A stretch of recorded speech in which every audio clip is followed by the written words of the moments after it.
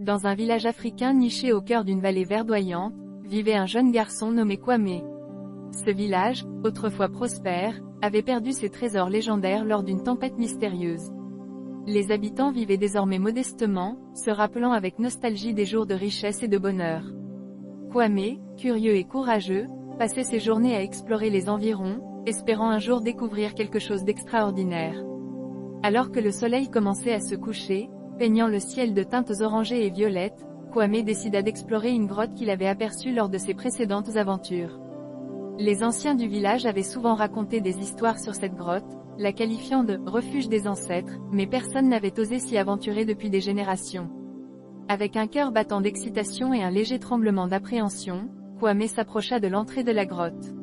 L'air y était frais et une légère brise semblait murmurer des secrets oubliés. Armé d'une torche faite de branches et de feuillages, il pénétra dans l'obscurité. À l'intérieur, des stalactites scintillaient comme des diamants sous la lumière vacillante de sa torche.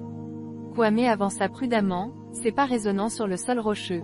Soudain, il aperçut une lueur au fond de la grotte. En s'approchant, il découvrit une petite étendue d'eau cristalline qui reflétait la lumière d'une pierre précieuse, un saphir d'un bleu profond, posé sur un autel de pierre. Émerveillé, Kwame s'agenouilla et toucha délicatement le saphir. À ce moment-là, une vague de chaleur l'envahit et il sentit une connexion profonde avec ses ancêtres. Des visions d'anciennes cérémonies et de rituels de prospérité défilèrent devant ses yeux. Il comprit que ce saphir était bien plus qu'une simple pierre précieuse. Il était un symbole de l'espoir et de la richesse perdue de son village.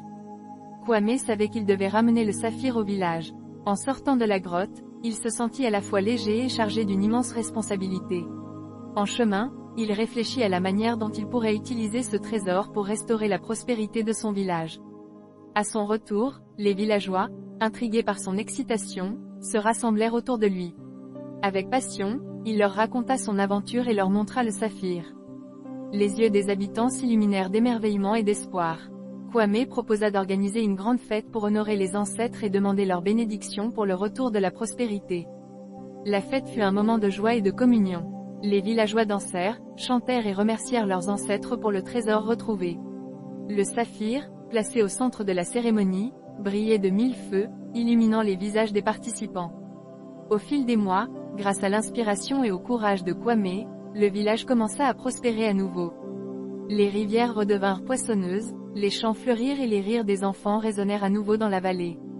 Kwame avait non seulement découvert un trésor, mais il avait également ravivé l'esprit de solidarité et d'espoir au sein de sa communauté. Et ainsi, le village, autrefois oublié, renaquit de ses cendres, porté par la détermination d'un jeune garçon et la sagesse de ses ancêtres.